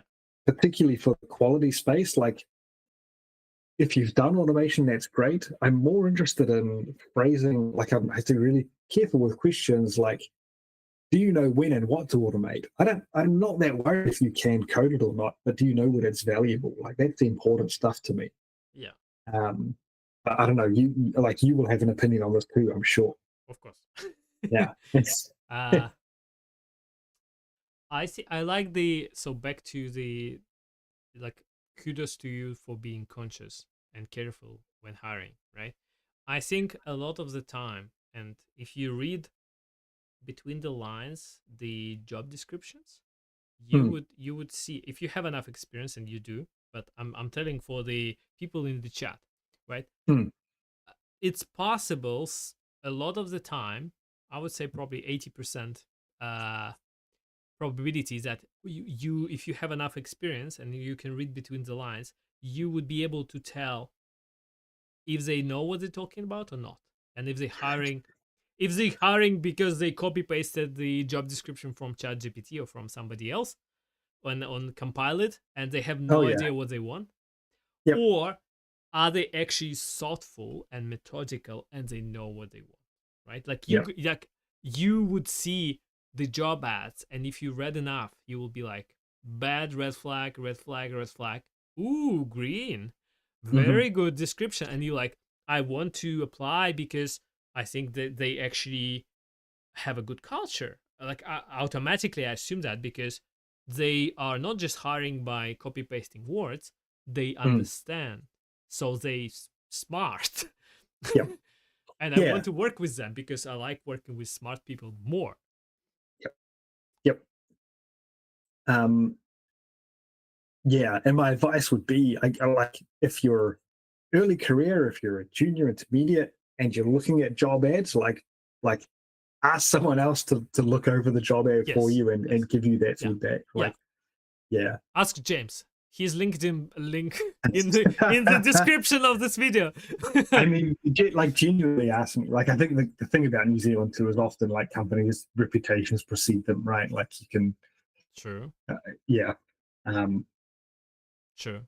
you can, yeah, you can tell what will suit one person and not another. So Um, just again to circle back to the career point, right? mm, My philosophy and my view on the world, I mhm, think that there should be two, because unicorns do not exist, right? So like having someone who's like at the same time the greatest explorer of all times and finds all the bugs, and somebody who's like very technical minded and like tinker with the code, it's mhm, almost impossible to find these people. So my view on things that ideally we should have two types of people in the organization. One is like explorers guild, right? mhm, The bug bashers, the bug finders. And one is like tinkerers and engineers. mm, So tinkerers and engineers work and like potentially embedded with a team as a like automation coaches or stuff like that, and help mhm. team to do better automation, and don't have 100 or 1,000 here, right? Just have 10. So Yep. something like that, this advice. And the explorers should be like acting independently almost, and decide what to test in this whole scope of company's software based on their own judgment and priorities, right? So I almost feel like they should be isolated and protected. They should be the ones who actually like actually find problems that are risking the or highlighting the problems that is going to cost a lot of money. Yep. Because when you have, let's say, scrum team and you have a tester within the team, and this tester finds like, I don't know, like something, maybe potential legal vector for some trouble, Mhm. very likely it's not in your scope, and you maybe will put it in the backlog and forget about it, and then it's like too late, right? But if you have like this independent, like almost like a consultancy within the company, right? Like Yeah. they, I'd frame those as test coaches, maybe. Like, is that the but see, test coaches coach to test, right? coach on testing where you're saying they're actually doing the exploring, Yeah, the I'm saying the on the tools? Okay. the actual explorers, champions Yep. of exploration that actually Yep. do that. Yep. And uh, sometimes it's not possible in the organization because the organization doesn't have the organizational structure for these roles and stuff like that, right? And Yeah. then it's hard to change, and yeah. It's like, yeah, it's interesting because, like, in principle, I agree with what you're saying. In practice, I don't think I could do it because my company's not like Oh I'm yeah, limited to the number of again, people I have, right? Like, I'm talking about the unicorn land, the yes, ideal world. It's like if yep, I were creating my company and it was growing, and I was like thinking, well, how do I keep up with the challenges of growth? mm, I would like to have a group of people who just do testing and not bothered by anything else, yep, right? But there's another challenge potential for these people is the company should have an appetite and a capacity to fix what they find. Mm. So there should be slack in the system Yep. to allow for that.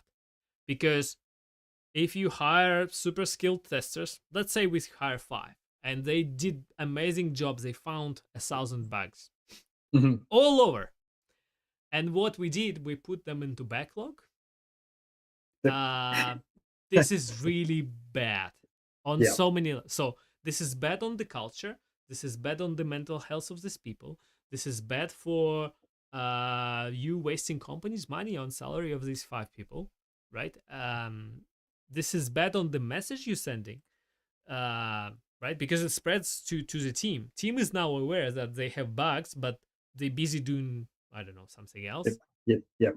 And they don't fix bugs. So that's sending bad signals all over the company. So it's probably more dangerous than not to hire these people at all.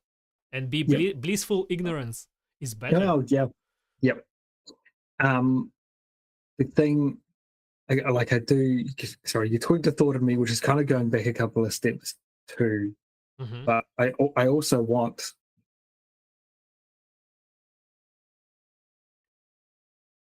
you know, like if you have a specialist explorer, a specialist tinkerer, coder, that's their specialization, but I want them to be able to do the other thing in some capacity. Like, well, they will. Yeah. So now we're talking about the T-shape, right? Like you have the it's T-shape. Yes, you have this, like the foundation everybody can test, and I think that everybody can test to some degree, right? But some people will be like just wired, or through experience they learned how to do like amazing hypotheses, like and doing amazing things that lead them to find a lot of errors. And some people just are not skilled enough in that regard, right? But they might be strong in maybe writing code, right? It's like if you spend 5 years of your life writing code, you'll be hopefully very good at it, right? But if you spend 5 years of exploration, reporting, persuading people that this is actually a problem, you should be very good at that, right?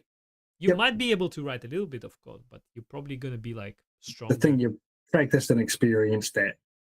And actually this, my last sentence kind of lead me to recap. And I think that what we lack of a lot of the time, it's actually societal, I think, right? A lot of the time we see this, oh, you need to get better, like your feedback is based on you need to get better in something, right? Instead of this is your strong thing, utilize it to the max.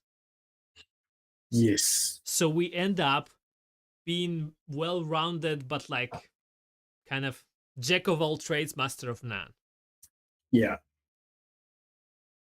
There's a whole lot of stuff in that. There was a great talk that I can't remember who gave it now, which makes this kind of a bad story, but about like stop trying to fix your weaknesses and focus on building your strengths, and kind of like that was the gist of it, which is kind of what you said.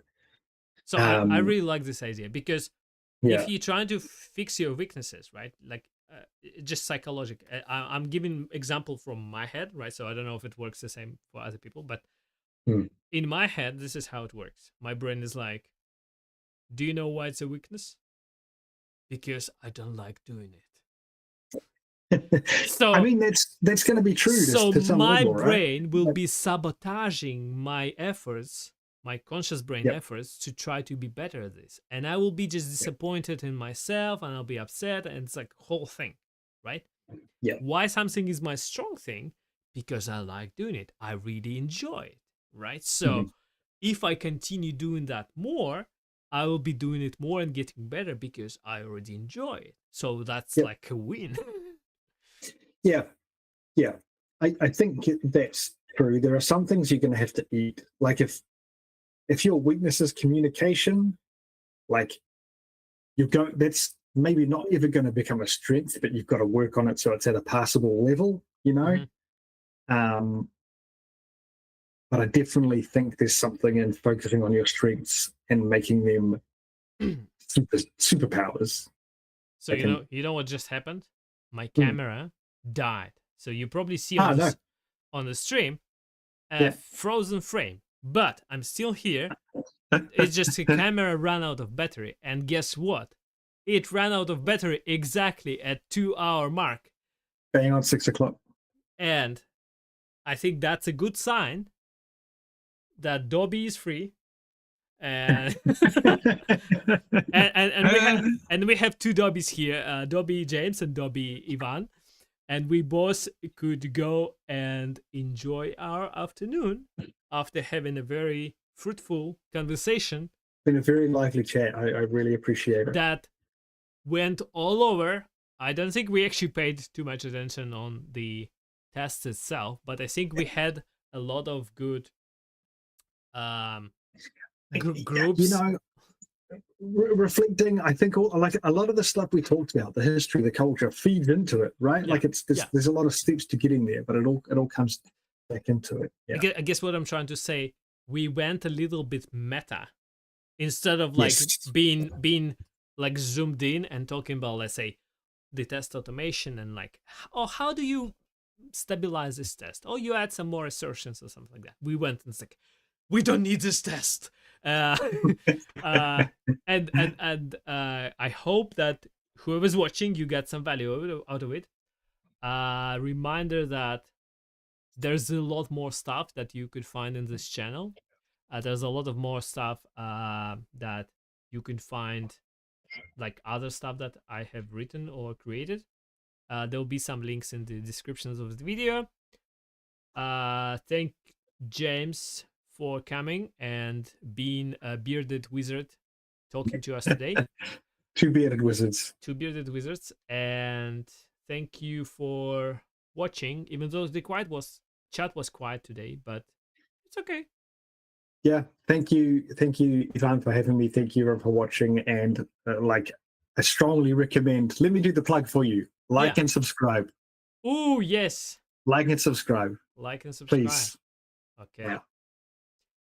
Oh, some hearts emojis. Some reaction. Yeah, boy. Yeah. Now it makes me happy. Thank you for excellent. Thank you for reacting. Have a nice afternoon. Bye. Oh, sorry. I'm gesturing, but I'm not on camera because I'm. Okay. I'll do the wave for you. Bye bye. Thank you.